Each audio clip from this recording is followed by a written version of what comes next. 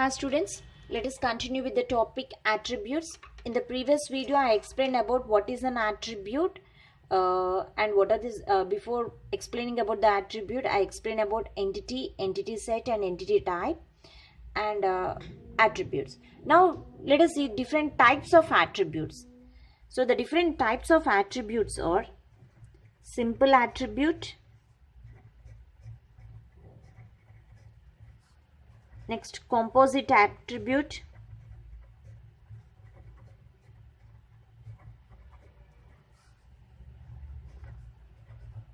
derived attribute, next single valued attribute,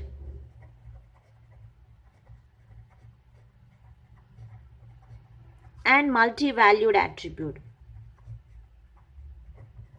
So these are the different types of attributes. So these attributes will be represented with their respective symbols. So let us see the first simple attribute. What is a simple attribute?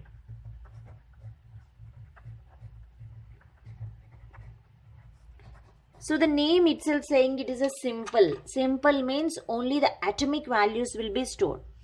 So these are atomic values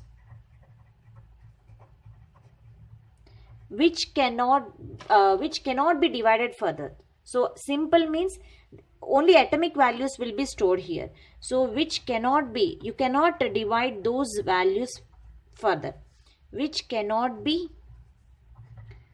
divided further. So that is a simple attributes.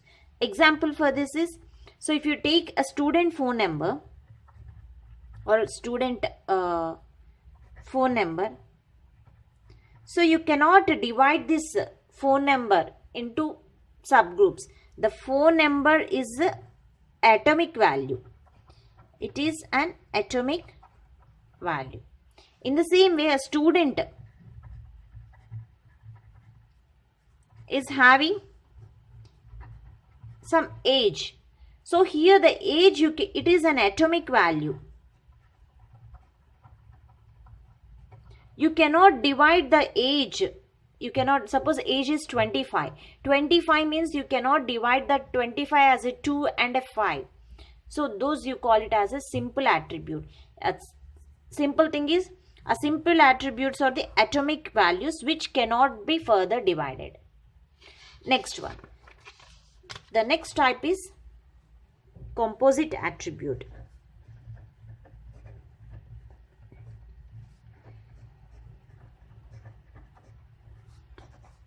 So composite attribute means here means which can be divided. Atomic simple means which cannot be divided, whereas composite attribute means which can be divided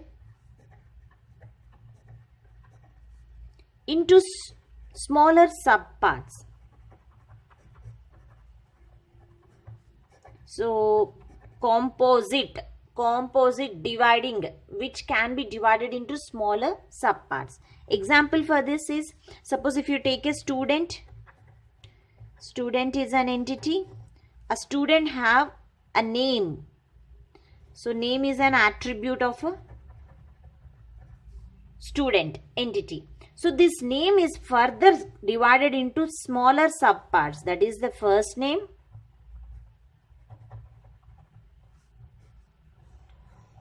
middle name, and the last name. So these are also the attributes for this thing. So this is a composite attribute. So these you call it as a, these attributes. So these, the last three, these you call it as a composite attributes. So the attributes can be divided into smaller parts. Sorry, not this one. Here this, the name is, you call it as a composite attribute. Why we are saying this is a composite attribute? Because it can be divided into smaller subparts.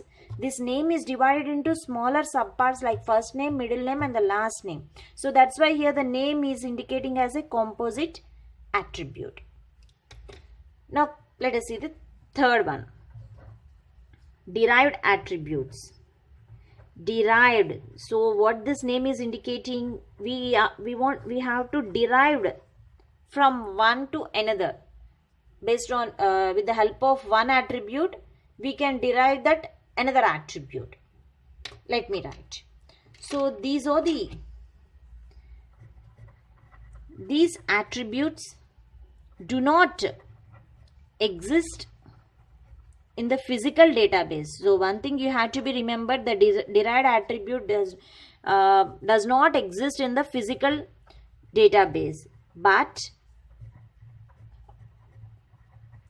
their values are derived from other attributes present in database. So with the help of other attributes, the values can be derived. So these attributes do not exist in the physical database, but their values are derived from other attributes present in the database. So let us see the example for this derived attributes. Suppose here the student is an entity, so having the attribute age.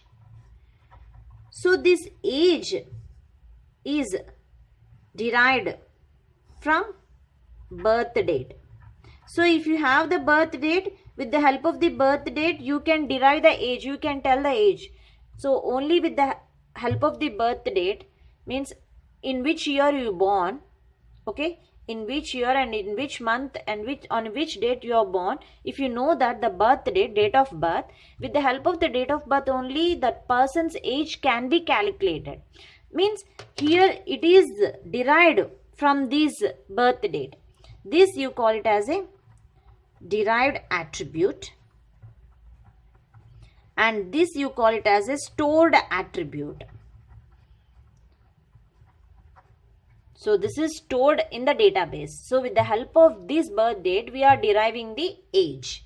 So this birth date, you call it as a stored attribute, and this is a derived attribute.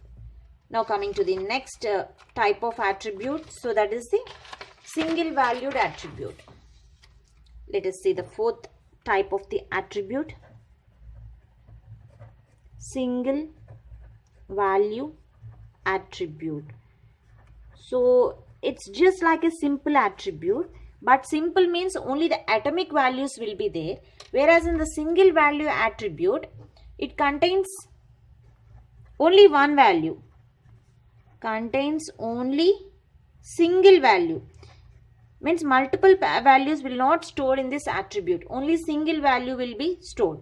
Just like suppose if you take the student, a student is having age is a single value, okay, you don't have the multiple ages. Means you are having 20, at the same time you are having the 35, like that. So it won't store multiple values, only single value will be stored. In the same way for security number, so each person is having only one security number, that will be also unique, only single value will be there, single security number should be there. Okay, so now next coming to the fifth type of attribute, that is the multi-value. So here this is the opposite for this single value. Multi-value means multiple values can be derived. It may contains more than one value. So that attribute can hold more than one value. You can say it as a multi-value attribute. Example for this, suppose a person can have more than one phone number. He may have different phone numbers, multiple SIMs will be there. So a single person can have more than one phone number. That is a multi-value attribute. In the same way, a person